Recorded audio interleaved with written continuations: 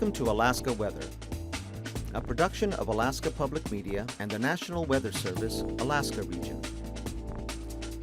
Produced and broadcast daily from the studios of KAKM, Alaska Weather provides complete forecasts, public, marine, and aviation for all of Alaska. Alaska Weather is made possible by the following sponsors.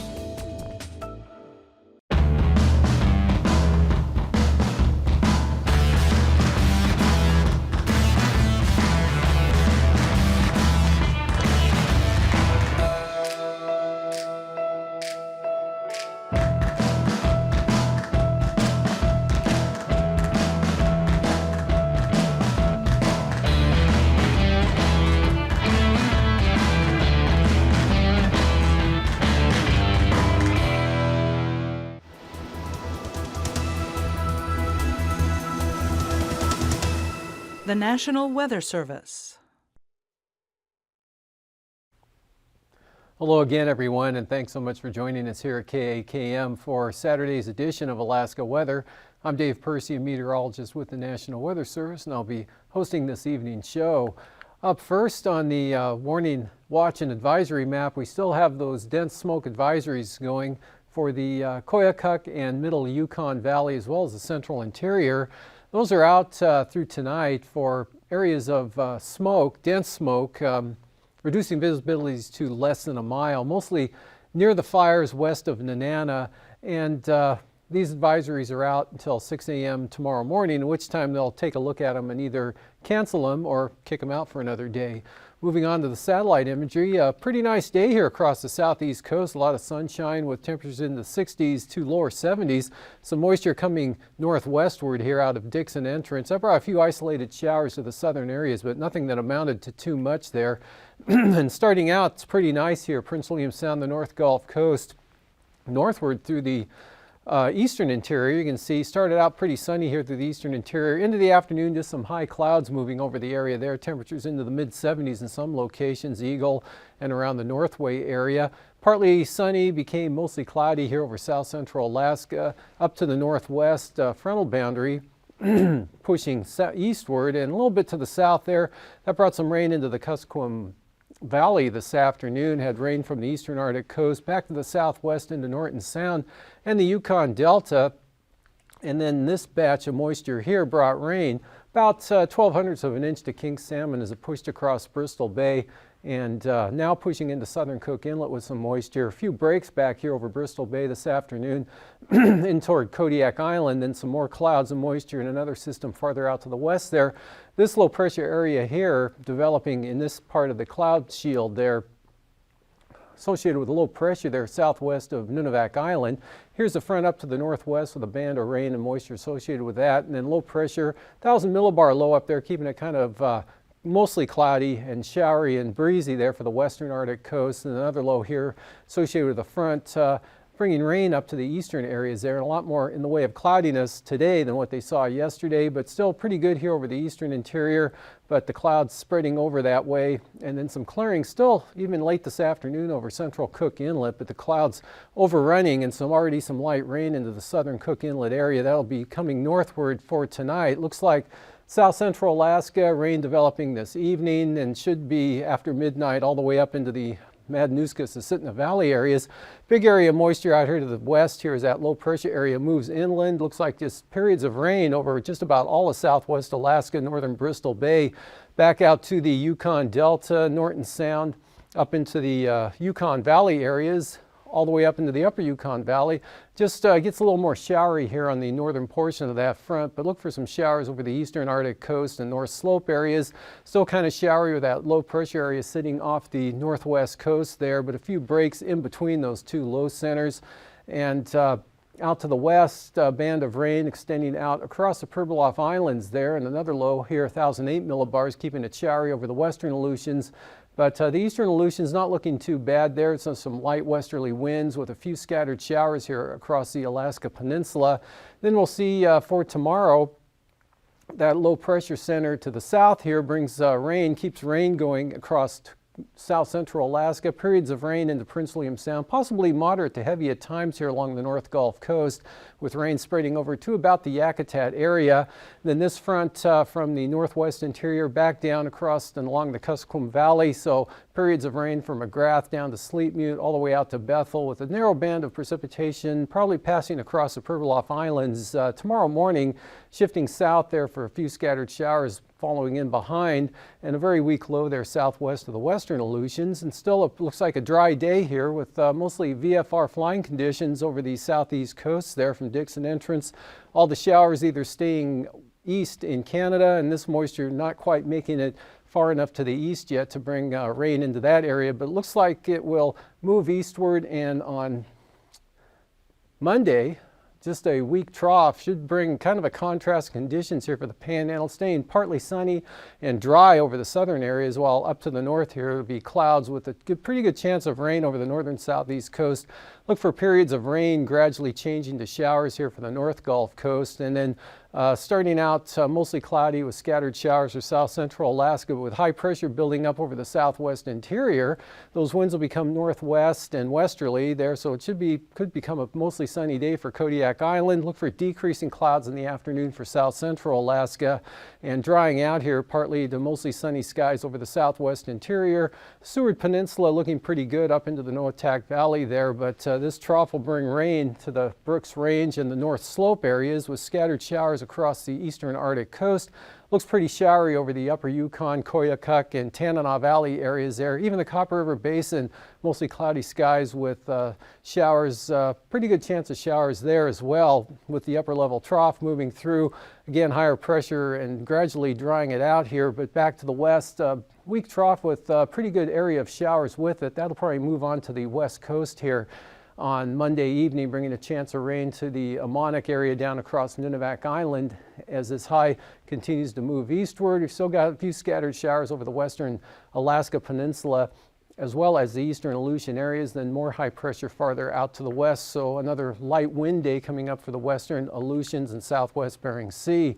Temperatures this afternoon ranged mostly in the mid-60s to lower 70s here across the southeast coast. One of the cooler areas, Elfin Cove, with some low clouds and fog, held at 55, but Juneau up to 71, 68 at Annette, 66 at Klawock this afternoon. Same temperature there at Sitka. For the North Gulf Coast, we had 63 at Yakutat. Cordova pushed up to 61. Valdez matched that, as well as Seward at 61, 64 in Anchorage this afternoon. Same temperature there at Homer.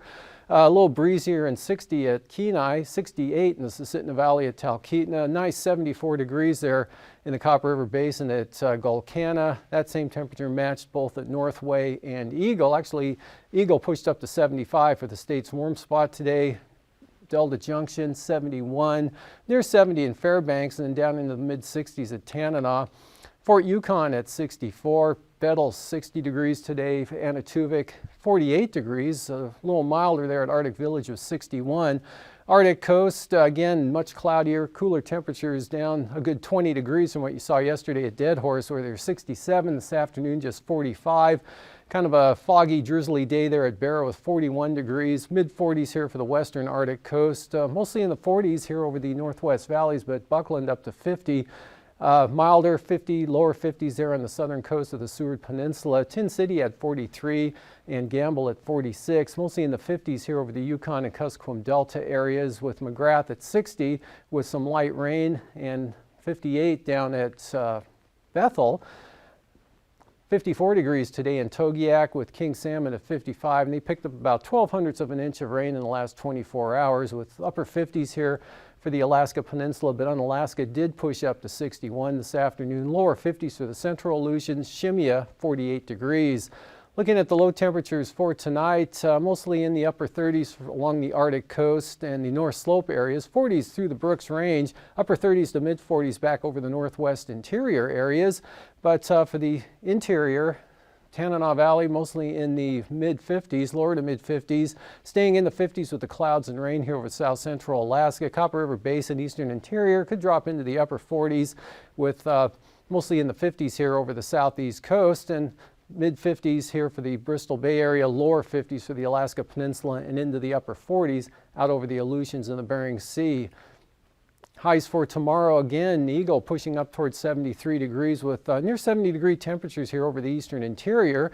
But cooler lower 60s now for south central Alaska with the clouds and rain in the forecast. Some areas along the North Gulf Coast in the upper 50s. Should reach the lower 60s over Bristol Bay and the Kuskokwim Delta. Cooler up to the north there behind that front. 40s to mid 50s on the temperatures up in that area. Looks like 40s there again, just like today along the eastern and central Arctic coast. And for flying weather, looks like starting out marginal VFR in areas of the southeast coast, but tomorrow afternoon VFR in the forecast here from Dixon Entrance all the way up across Lynn Canal and Glacier Bay, picking up some marginal to even IFR conditions for Yakutat along the North Gulf Coast. Prince William Sound, look for some pretty widespread IFR conditions that will extend out into the Gulf of Alaska. Otherwise, marginal VFR for the central western Alaska Range areas, marginal VFR here for Cook Inlet and south central Alaska, with marginal VFR along that frontal boundary here in the central interior, some of that mixing in with the smoke in the area there. IFR for the eastern Arctic coast with marginal conditions back to the west. Good VFR here through the western interior and then back into the IFR there over Bristol Bay. Most of that staying off the coast, extending out to the Pribilofs and then down into the western and central Aleutian areas. But it looks kind of marginal for the Alaska Peninsula and the eastern Aleutian areas. But VFR in the forecast tomorrow afternoon for St. Lawrence Island, Norton Sound on down the southwest coast. Passes, Anatuvik, VFR, and then becoming marginal throughout the day as more moisture rolls into that area. Same forecast for Adigan as well, VFR becoming marginal. And for Lake Clark and Merrill, look for marginal VFR with the lowest conditions on the eastern entrances.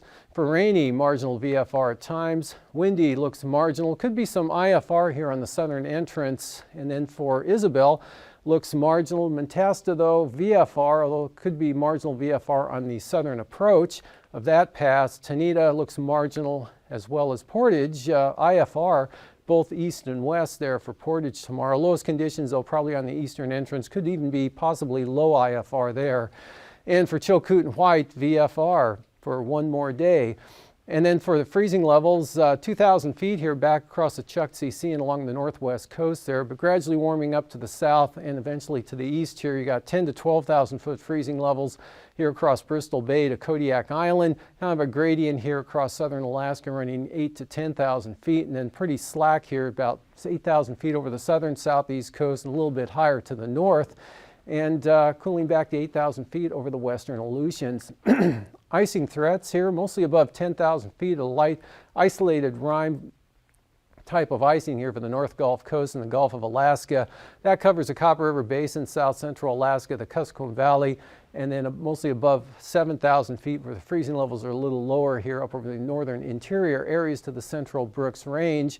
And then kind of some of that could spill into the eastern Norton Sound area, then down along the Kilbrook and Auckland Mountain areas. Looking at the upper wind flow, here's that trough back to the west with the lower freezing levels with it back in that area, kind of a southwest flow across the state there, bringing the moisture in 120 knots. We'll bring the rain in late tonight and keep it going through tomorrow and tomorrow night here over south central Alaska. Eventually, when the trough swings through, higher pressure will rebuild out here to the west on Monday, start to dry things out a little bit.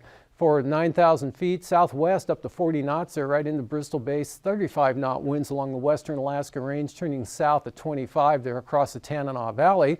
And lighter southerly winds here along the southeast coast, only 5 to 10 knots there, and then west-southwesterlies 20 to 30 knots along the Alaska Peninsula, and then diminishing out here over the western Aleutians. 3,000 foot winds, much the same pattern, pretty strong wind speeds here up to 40 knots coming out of the southeast Bering Sea, taking a turn to the northeast at 30 to 35 knots across the Kuskokwim Valley and western Alaska Range. Lighter winds though over south central Alaska and light southerlies here across the southeast coast. And the Arctic coast looks like southwesterlies at about 15. Turbulence-wise, look for some occasional widespread moderate here over the Kuskokwim Valley, western Alaska Range, as well as the Auckland and Kilbuck Mountain areas. The Alaska Peninsula looks a little bumpy there with those mechanical turbulence with those west-southwest winds, and back here over the Yukon Delta, and then also could be some light to isolated moderate chop here for the eastern Alaska Range and the Wrangell Mountain areas. And after the break, I'll be back with a look at the marine forecasts.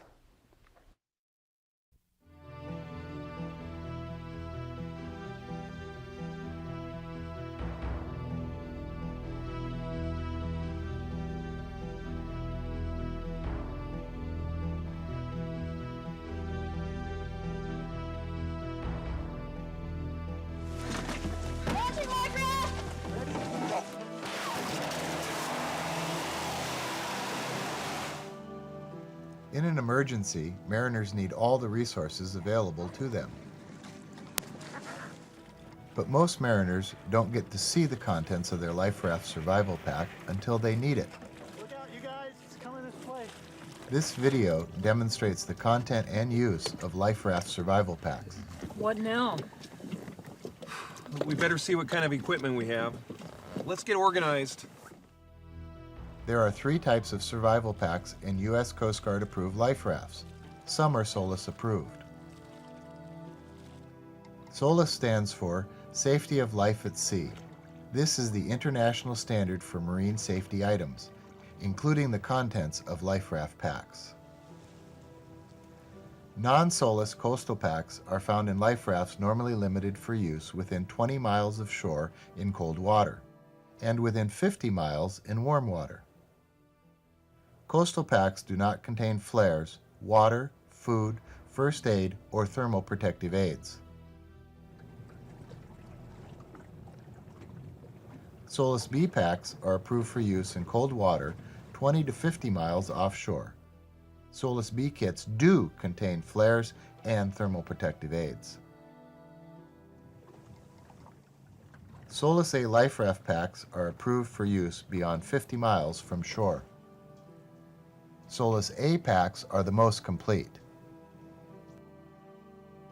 SOLAS A packs contain the most flares as well as food, water, and related items.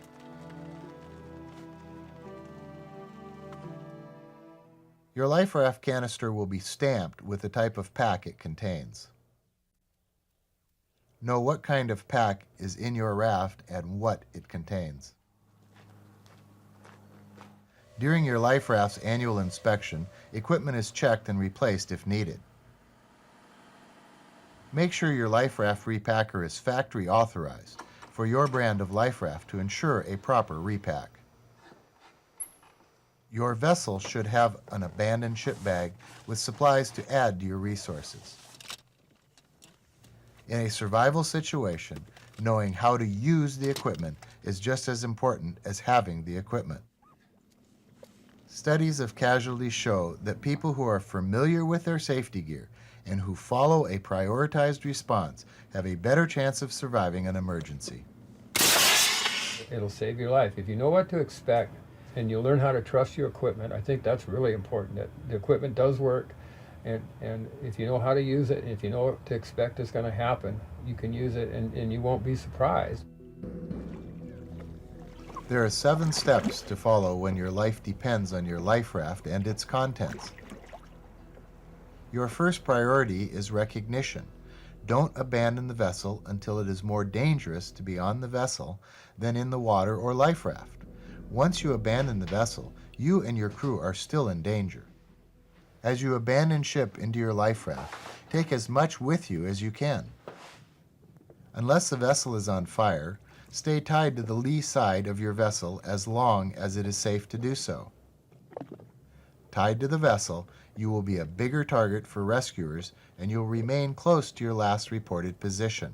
It was immediate obvious because the boat was at such a tilt that we could hardly stand on deck, and it was getting worse and worse. And the galley and the folks were full of water. Yeah, they were totally flooded. It seemed like there wasn't even any discussion among us. Yeah. We were all on the same page. The consensus was unanimous. We have to abandon ship.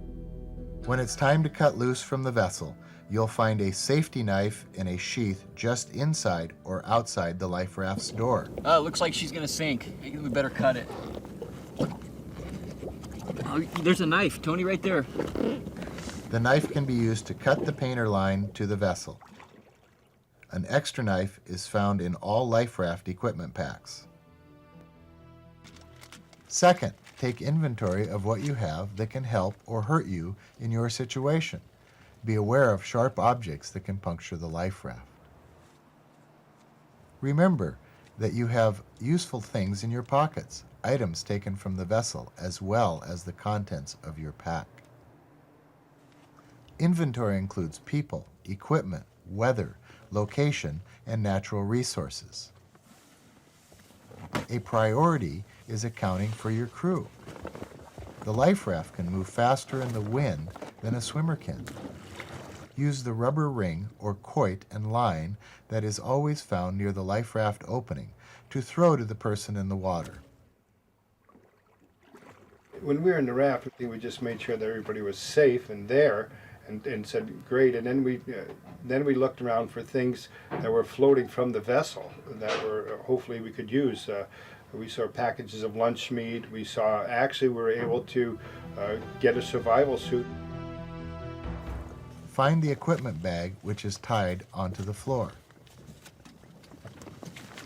Hey, look, what's this? Hey, instructions. Follow the immediate action instructions. Locate the survival instructions in the pack. It is vitally important to secure the contents of your survival pack at all times. Loose items can be lost, damaging to you or the life raft, or be swept out the door by a wave. Oh, it looks like you cut yourself pretty bad getting off the boat. We better take care of that. Got a first aid kit and a life raft kit. Assess yourself and others for injuries. First aid supplies are found in Solace A and B packs only. To keep us from all getting seasick, maybe we should take some of these pills. Let's do that. I got them out of the kit here. Here's some seasick pill. If there is any kind of sea running, find and take the seasickness pills. Even if you usually do not experience seasickness, you will probably succumb to seasickness in a life raft. Well, we were really seasick, and we thought maybe if we ate something we'd feel better, but we didn't. It got worse. You didn't happen to catch that last weather forecast, did you, there, Captain? Evaluate the weather. I did hear the last forecast. It's supposed to pick up a little bit out of the south tonight. It's good we've got a sea anchor in the water. It's going to hold us on location. You can have additional items such as a desalinator pump, personal medications, or a VHF radio placed into your life raft pack. Welcome back. Well, for Lynn Canal, northern Lynn Canal, southerly winds increasing to 25 knots with seas building to 5 feet there. Central and southern inside waters, northwesterlies 10 to 15 knots with 2 to 3 foot seas. Out along the coast, westerly winds here along the central coast at about 15, northwest 15 for the south coast, and then 20 knot winds increasing, or south winds increasing to 20 knots with 5 foot seas here for the north coast. And looking ahead to Monday, southwesterly small craft advisories here, 25 knots for the central coast, southwest 20 knots on the north coast, and southerlies at 20 knots for the southern area. And small craft advisories here for Stevens Passage and Lynn Canal, 25 knots there, but for Clarence Strait, southeast at 15. And for the Prince William Sound zone tomorrow, easterlies at 25 knots, small craft advisories here for the North Gulf Coast, but just variable 15 for the western coast.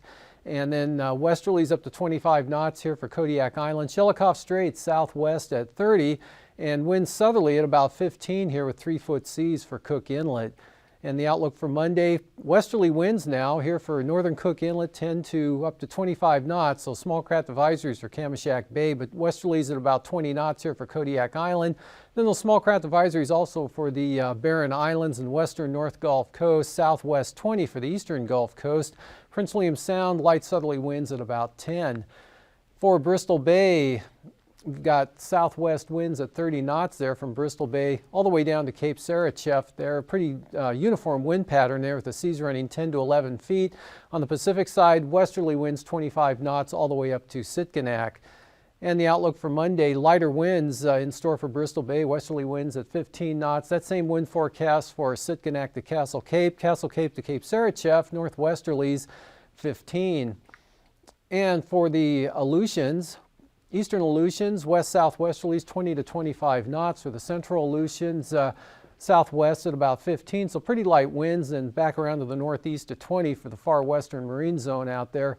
And that doesn't really go northerly until about Monday out there, down to 10 knots, light variable winds there up to about 8 AKwx west-southwest. So still laying down pretty good for the central Aleutians on Monday, and for the Fox Islands northwesterlies 10 to 15 knots with seas 4 to 6 feet. Southwest coast got small craft advisories here from St. Lawrence Island all the way down there to southeast of Nunivak Island. Lighter winds for the Pribilofs and the northern Bering Sea area.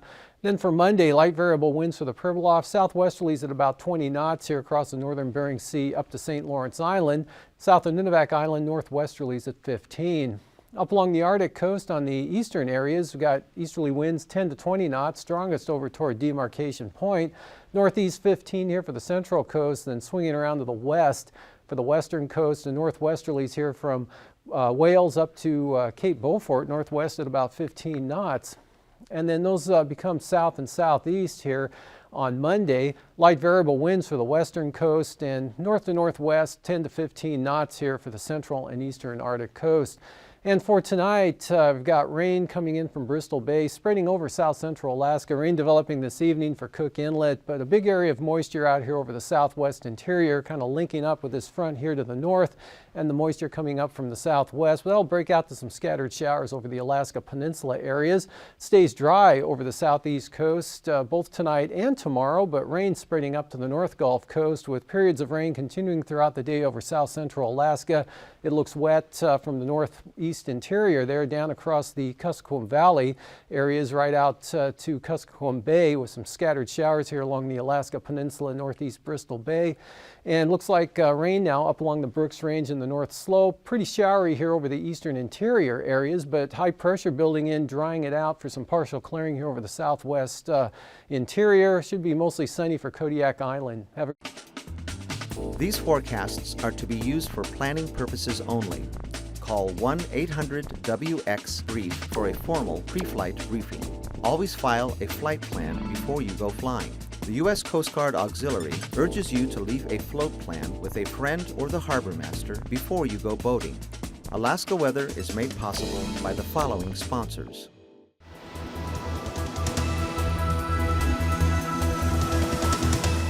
The National Weather Service.